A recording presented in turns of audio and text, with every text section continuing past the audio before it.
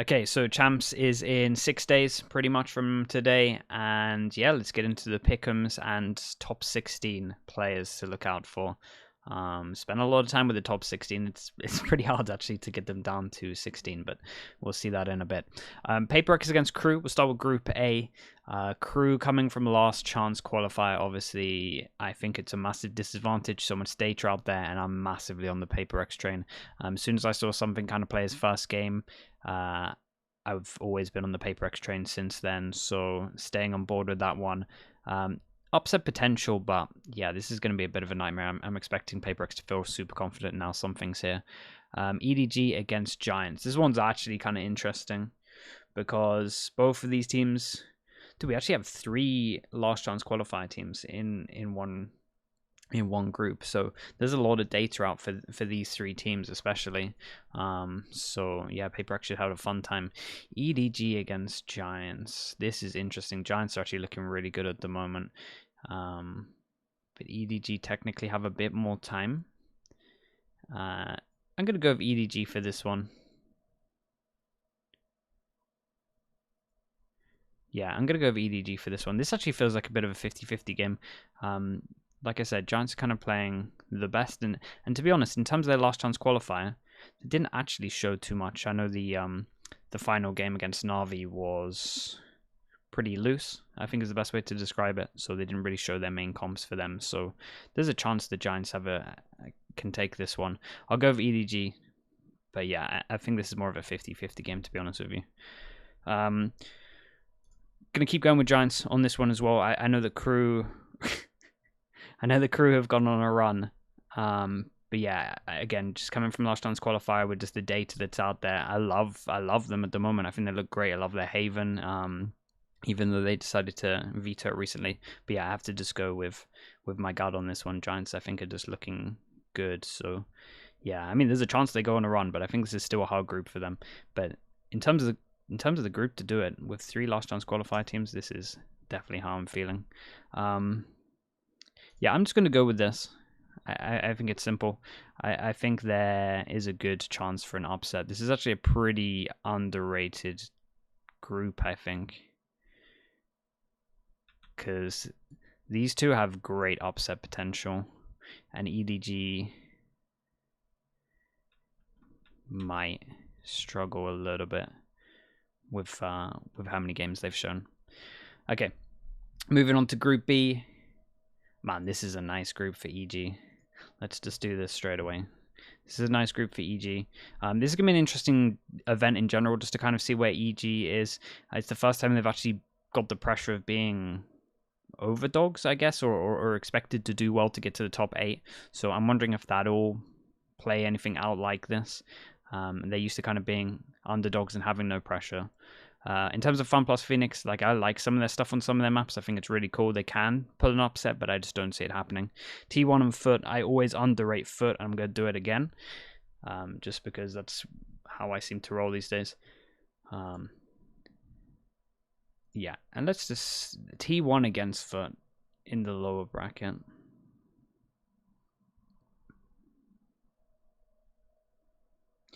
Both of these teams have had so much time, and I feel like T1 are just getting better and better. So I'm gonna go... Yeah, I'm gonna go with T1 there.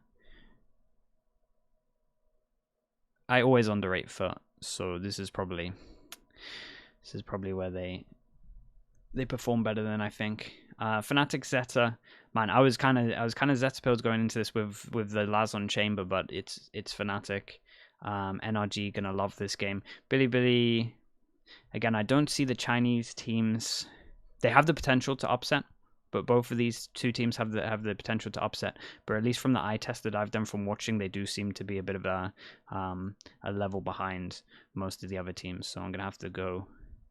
Well, have to go with them going bottom their group for both of them. Even though I do like, obviously, I'm a big fan of people that use Judge only on certain maps, even though I've seen them do that. I think, yeah, there just does seem to be a bit of a skill gap that I imagine will close within a year or so.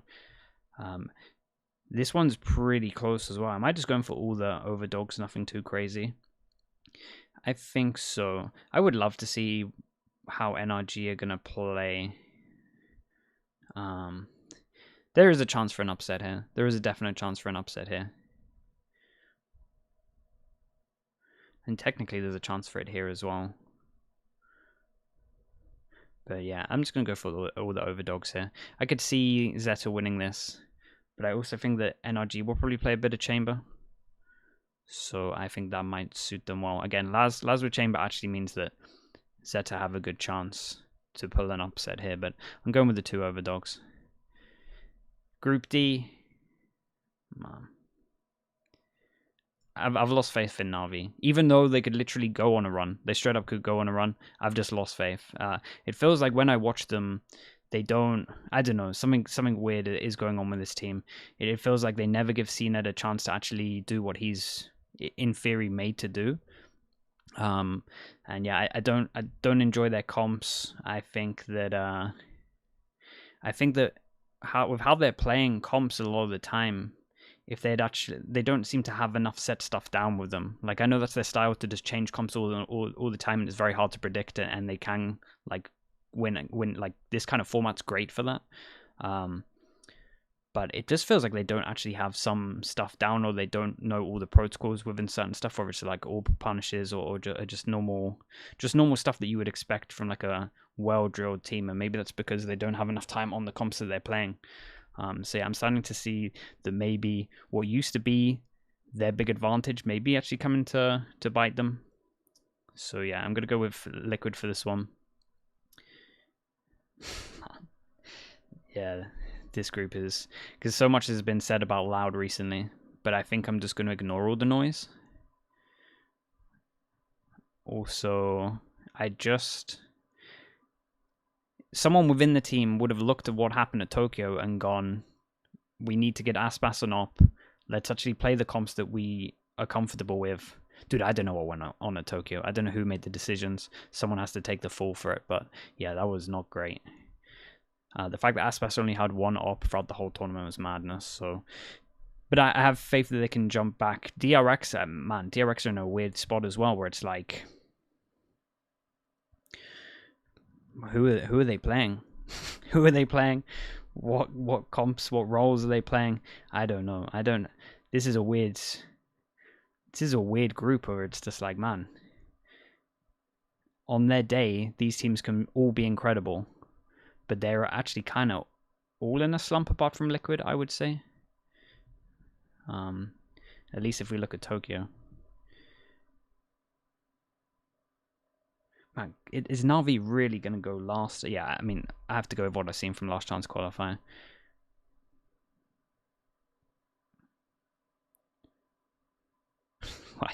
Why do I want to put Loud here?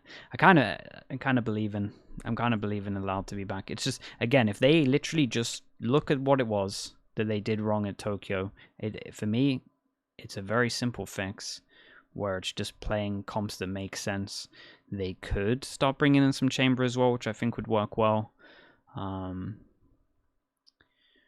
So yeah, maybe we're going to see some of that. All right, I'll leave it as this. I think this could... I mean, there's a lot of groups that could go horrendously wrong. But yeah, maybe I'm too set in the past with some of this stuff.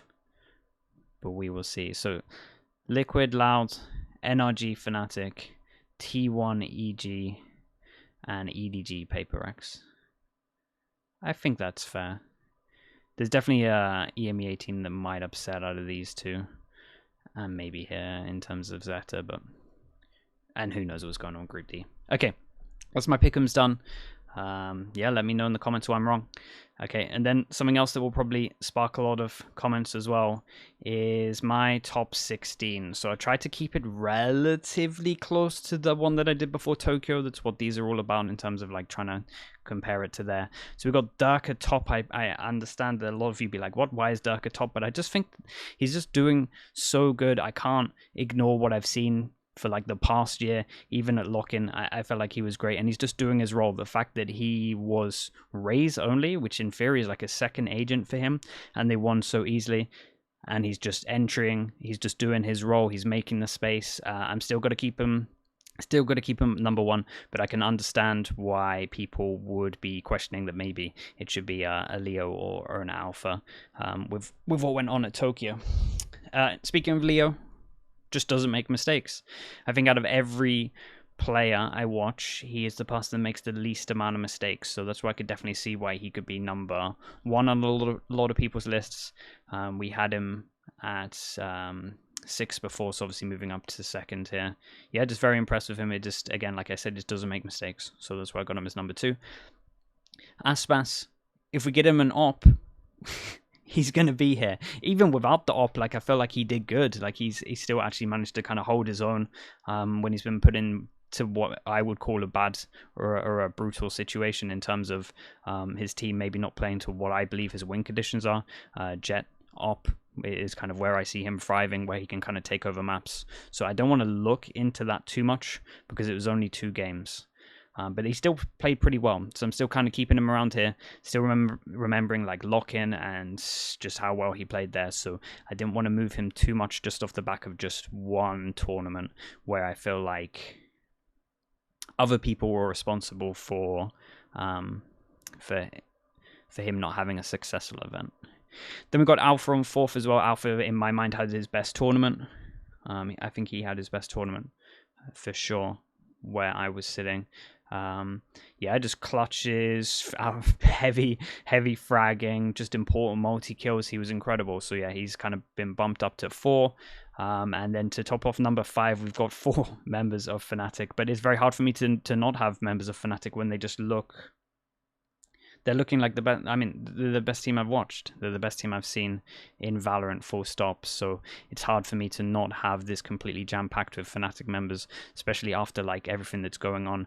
I even looked back at the EMEA final, and it felt like it wasn't their best performance, and that's in my eyes why they lost to Liquid. Obviously, with Liquid playing well as on top of this. So yeah,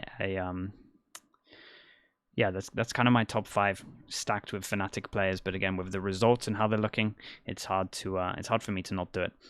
Then we've got Forsaken moving up to number 6. I hope all these numbers are right. I should have double checked this, but I think that's right. We've got Forsaken at number 6. Just insane impact, just one of the best flex players I've seen, and just raw talent. So yeah, I had to move him up to number 6. He just played so well. Yeah, been impressed with him in the normal season, and then on Tokyo on top of this as well. The stuff that they were doing with the stand-in was just ridiculous for me. Something, it's just like there's a chance he's here. That's the thing. There's a chance that something could be here, but we can only go off the data in terms of the split itself. So that's what I'm gonna have to go off. So I put him at 7th, but it's just like he could literally be anywhere on this list, to be honest with you. We haven't seen enough data. He has been wrecking people in his own region. So yeah, I can definitely see a world where he's in the top 5. But again, it's just hard for me to place him. I had him at 5th before when I thought he was going to Tokyo. And then I've just moved him down 2. But I know that he's in the top 10. I know that he's capable of it. I've watched him. I've been watching his streams recently as well. I think he's like literally one of the best players I've ever watched in the game for like raw potential and mechanics. So yeah, I had to have him in the top 10. But again, it's hard to place him with the little, like he has the smallest amount of data we got so far from everyone.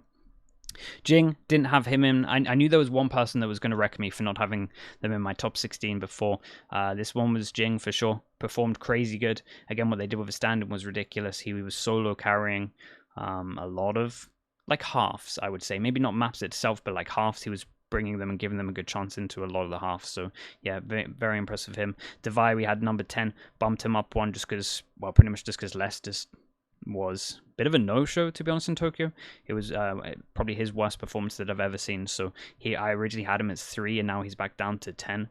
So yeah, that's something that has been hit big time with this. But I'm still kind of believing that, again, if they maybe with a chamber as well, a chamber kind of impact. I didn't want to look at the Tokyo result too much. Like I said, I felt like it was more of a coach or an IGL thing in terms of Loud and the decisions made on the maps and the comps. So I didn't want to look at them too much. Mako, number 11, again, honestly didn't have his best tournament. I feel like RB was the best from DRX, and just slowly moving down as DRX working out what to do. I would love to just see this team just stick with a 5 and just go for it. Then we have Kang. Got him at number 12. I understand that a lot of people will have him above, but again, it's also like, I'm just basing it off this year. It was a straight up standout tournament for him. Big standout tournament. A lot of eyes on him. He was great. I just want to see consistency. I've seen it in his region, but I also believe that the other Chinese teams are a little bit below the other skill of the other teams that we're seeing in Champs itself. So that's why I haven't got him as high, but I still think this is relatively high from what we've seen so far, but could definitely see him moving up the ranks for sure. Safe. I mean, he kind of had a fine performance as well. It was more just the choke of Liquid and then everyone else just looking so good in terms of why he is down here. His impact in the actual league was just incredibly good. And then maybe not as much on this LAN. He actually felt like Nats was the big standout from Liquid at this event, and then Safe maybe wasn't as solo carry as I thought that he was in EMEA. In EMEA, he literally won. In my eyes, he won the multiple maps on his own, and we didn't really see that. So that's why he's kind of got the biggest hit, but that's also other people's performance as well. Then I got some coming in. There's a few members from NRG that I could include. I had like Crashies here as well that I wanted to at least a shout out. But yeah, just consistent performance throughout the season, and again in Tokyo, even at lock-in, I felt like Son was really good, so I wanted to include him. And then Ethan at number 15, it was hard for EG. Again, I wanted to just focus on the whole year itself instead of just Tokyo. I know that they had a crazy good performance at Tokyo. I need to see more from them. But in terms of Ethan, he was the impact player for me. I know that these two, and honestly, Jorgamo as well, had like really good performances. But when I just think of the flashes, just a lot of the times where it was like, something would happen to swing the round, it felt like Ethan was the provider of that, whether it was a flash or whether it was like multi-kills, or even just clutches. So yeah, big shout out to Ethan, felt like he's playing really good. And yeah, I will probably, especially with their group, I imagine adding more EG members onto this. But again, I just need to see more. I get that Tokyo was a great run, but I'm trying to look at just the overall picture of just like the year as well. Smoggy as well. Smoggy is 16. Dude, it was hard with all these players. I felt like I could have put any of these players at 16th. But yeah, I wanted to do Smoggy. I felt like he was the big reason why EDG made a big run, right? He was the reason that we had a lot of clutches. So that's why I've kind of got Smoggy there. I think he's a great flex at the moment. Now I'm seeing him flex on more agents as well in LCQ. And yeah, I've just been super impressed with him. So I wanted to include him. I think he's someone to watch out for. And I think he's a big reason that EDG works so well. And I don't think he gets enough credit. So you feel like these three don't get enough credit. Right, let me know in the comments where you disagree. I've probably forgotten someone. I always do this where I forget someone big. So let me know in the comments who I've forgotten. Again, these are just mentions. If I was going up to 21, I imagine it would be here. Maybe there's someone again that I've forgotten. But yeah, let me know in the comments. I'm excited for Champs. It should be really good, and then we can kind of work out after Champs. I'll probably do a top 16 after Champs, so we can kind of compare the year as we go on and work out just how wrong we are, and see if it's as heavy Paper X Fnatic bias as this. But I kind of am putting both of those teams on a pedestal at the moment. I think there might be a tier gap if I was doing a list at the moment between those two. But yeah, we'll find out. If you like this kind of content, let me know. Hit the subscribe button and the like button as well. Thank you so much. I'll see you on the next video.